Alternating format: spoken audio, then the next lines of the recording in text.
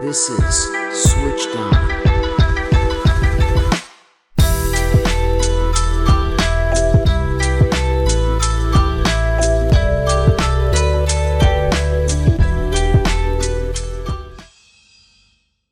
Hello and welcome back to the Switched On podcast. This is your host, Akshay Koti Bhaskar, and for those of you who are new, this podcast is dedicated to those who find themselves struggling with the ominous task of choosing a career. Regardless of whether you are one of those people or not, and if you would like to ease the process of figuring out what career is truly right for you, or simply gain a more knowledgeable and informed perspective, look no further. Every session we present a different career from a different sector, and explore exactly what each job entails, as well as the required interests to work in the field. Today, we have a very special guest coming from the Dobowi Group, which is a major corporation across 5 continents, with a footprint over Africa and Middle East, the Americas, Asia and Europe, with work stemming in the manufacturing and distribution of motorized vehicles. Mr. Kandhari is the Vice Chairman and Managing Director at the Dobowi Group, which typically includes creating and implementing business strategy for the company, as well as developing and implementing comprehensive business plans to help advance the group. After completing his bachelor's degree in economics and qualifying as a chartered accountant in the UK, he joined the Dobowi Group in 1997.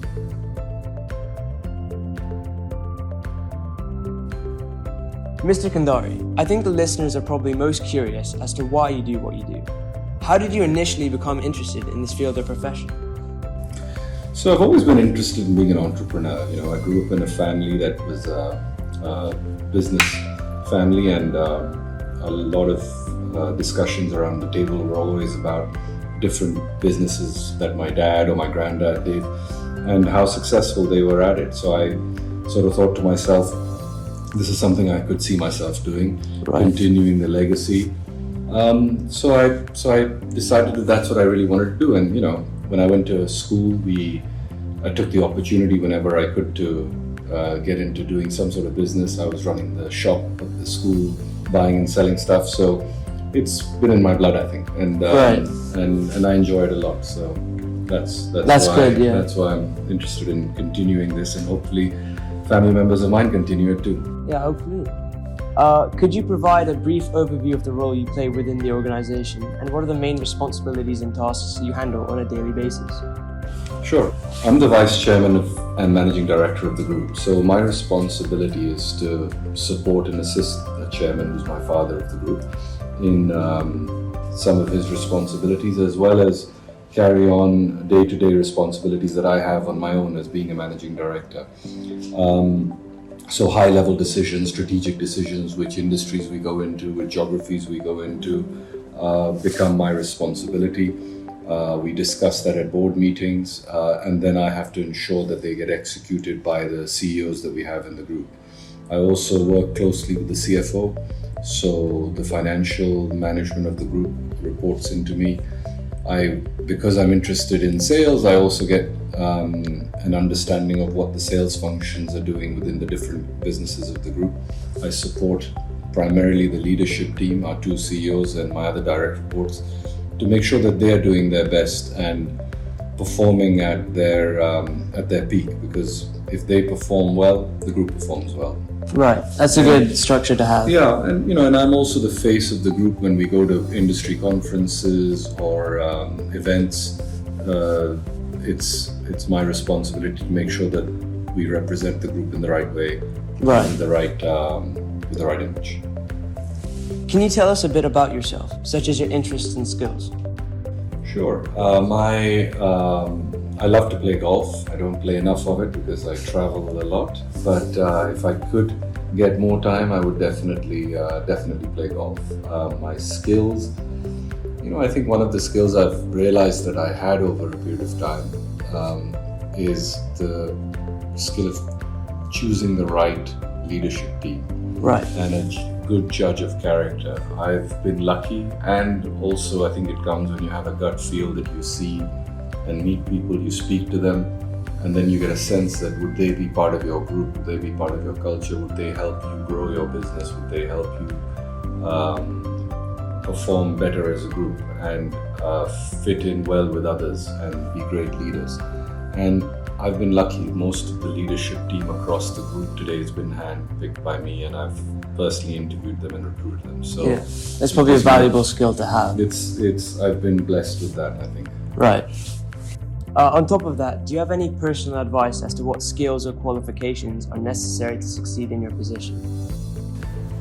To be successful as an entrepreneur or a business head, you have to have leadership skills. So you need to be able to show strength in difficult times. You need to be able to motivate your team.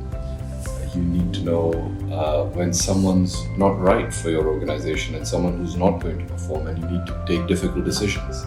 And that's leadership for you. You have to be a strategic thinker, because otherwise you won't be able to navigate the group in the right direction. You understand which risks to take and which risks not to take.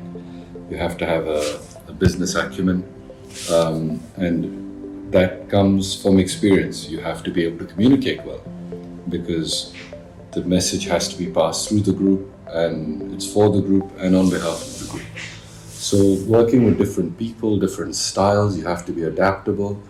So I think these are some of the skills that you definitely need to have. But if you are a compassionate and kind person, that's a great skill that you should have as a leader, because you're going to need it much more often than you think. What are the biggest challenges you face in your role, and how do you usually overcome them? So handling pressure is a great challenge that one needs to understand how to manage. Managing risk, uncertainty, being able to change with times, being able to change with technologies that are being introduced with AI and things like that, not to be scared of them, to ensure that your team is on board with them is a huge challenge, because you have various age groups within your organization. Some that are much older and more resistant to change, some that are much younger and want to change more quickly than the organization can change. So it's navigating that that becomes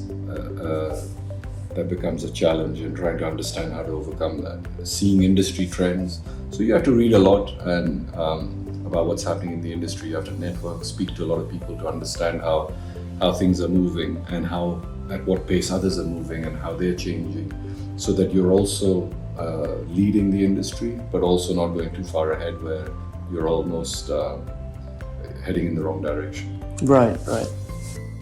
Are there any particular aspects of your job that you find especially rewarding or fulfilling? So I like to get a good deal. I like to do deals. So when a good deal is done, if we buy something at a very good price, whether it's equipment or it's a business, that's extremely rewarding, especially if it's the right business and it's the right piece of equipment for the company. Getting a good deal in terms of selling to a customer and signing up partnerships is very rewarding, because then it's long term, and it's a great feeling when you have a new partner on board as well. When you've done a strategic plan and that finally gets executed and works out well, that's a really great feeling as well, because you've had a long-term plan, a medium-term plan, a short-term plan, and you're delivering on each of those. Means that the time and effort you're putting into the things that are important for your business and you actually work out is extremely rewarding. And at the end of the day, if we have happy, successful people working in our organization, that's probably the most fulfilling and rewarding thing you can get. Yeah. How often would you say that these rewarding actions occur in your job? I think you try and make them as often as you can, because that's the best part of being in business and running a business, that you try and do those as often as you can, so that you're motivated as well, because you're alone at the top, and you need to make sure that you keep yourself motivated, so that the team keeps motivated. You've got to keep that positive energy flowing the whole time. Of course. So I try and find quick wins, medium-term wins, long-term wins as often as I can. Right. Can you describe any common misconceptions or myths about your job or industry that students may have, and perhaps debunk it? Sure. Everyone thinks it's easy. Right. I can tell you it's really, really not. And it's hard work. And there's a phrase: the harder you work, the luckier you get. Of course. So there is an element of luck for sure, but there's a lot of hard work put into running a business, managing people, managing finance, customers, suppliers, and it's really not easy. And managing egos, personalities of people, it's really hard work. But it seems that it's very easy, and everyone has a great glamorous lifestyle, and they enjoy themselves. Of course you try and enjoy yourself as much as you can, because you have to do. If you're running a marathon, you don't want to be sprinting on day one. You've got to be running it at a pace where you do finish. Yeah. Has it become easier over time? Much, much easier. Right. Because you get the experience. The problems don't get easier. The problems get bigger the bigger you get. But your coping mechanism, your skill set, your experience. Absolutely. Experience that you've gained over time help you overcome those challenges. Okay. For students wishing to apply for a job in your industry, what would you recommend as the degree they should aspire to attain? And what advice would you give to students who were considering a career path similar to yours? So if you were looking at a bachelor's degree, I think you could probably do anything. Honestly, it really doesn't matter. I think you've just got to do well at what you do. Okay. And if you have a great bachelor's degree, you then need to think about the master's. Sure. And if you ask me for an ideal qualification, it would probably be a mechanical engineering degree, or someone who's done chemistry and then done an MBA. Okay. So I'd like a combination of both. So someone who has an understanding technically of how things work, as well as what are the skill sets needed to run a business. Okay. Any advice on top of that, or is that all? Well, I think if you work hard at whatever you do, it'll build up resilience and character that's going to help you through business. Okay. In addition, do you recommend your field of work to students? And in the future, do you think that it is a market will grow or decline and become gradually more difficult to work in? I definitely recommend people to join our industry. I think our industry is not as well marketed as other industries, but it serves a great purpose to society.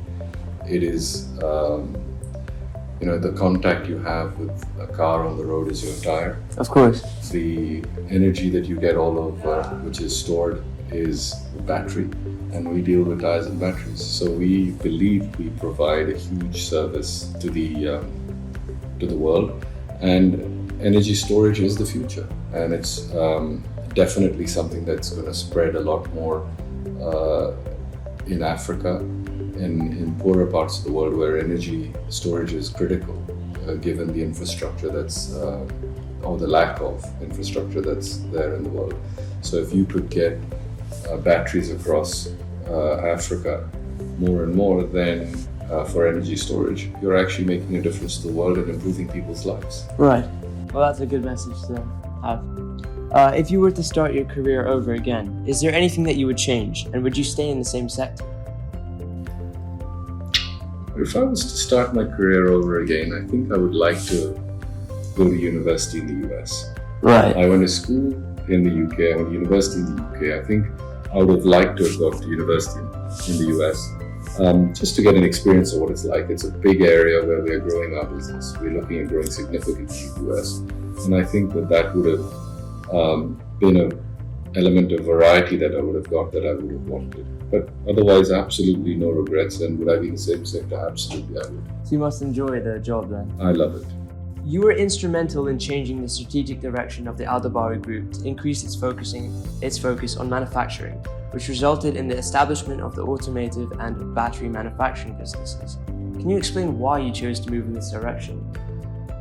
So when I joined the group, we were a distribution business, and we realized that we had only one end of the supply chain. We controlled one end of the supply chain. We were at the mercy of our suppliers to supply the product, and we then only took care of the distribution thereafter.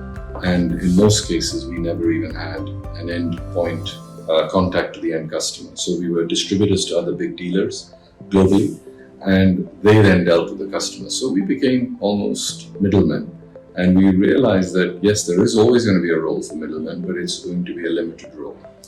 Why we wanted to go into manufacturing was so that we could have control end to end of the supply chain. So we wanted to have control from a bar of lead right to the battery fitted on the forklift or in a solar application or a telecom application. And the only way we could do that was to be a manufacturer.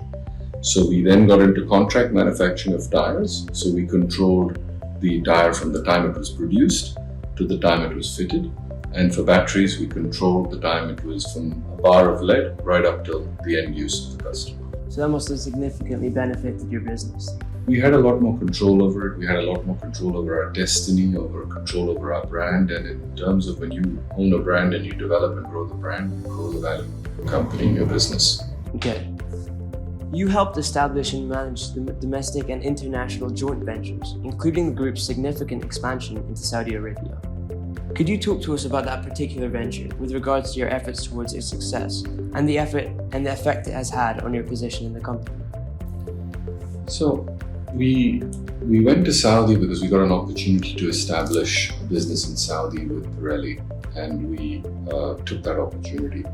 I moved to Saudi. I spent 10 years in Saudi building that business, and that significantly increased our footprint in Saudi Arabia, as well as opened up doors to open up more businesses in Saudi, which did. And one of our most successful businesses today is Saudi in the group. You must be very pleased with that. Very pleased. We had a great team, a great company, and producing great products. And that's worked out really well. We found that when we partner up with international companies, and we've had JVs with many of them, we bring their expertise internationally and we share with them our domestic expertise in the regions that we operate in.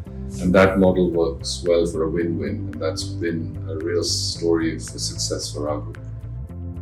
Lastly, do you think you could share any resources or organizations that students can explore to learn more about your industry? So there are industry journals on tires and batteries. There are industry bodies that you can subscribe to and join. And there's also reading up about the competition and the industry. So if you did go online, you could find out a lot from the internet and OpenAI about lots of industry news, as well as companies in the industry and what they're doing. Thank you very much. Thank you, Akshay. Thank you very much for giving me the opportunity. Well, that's all we have for today's podcast, ladies and gentlemen. A big thank you once again to Mr. Jasjeev Kandhari for agreeing to be a part of this podcast. And until next time, this is the Switched On Podcast.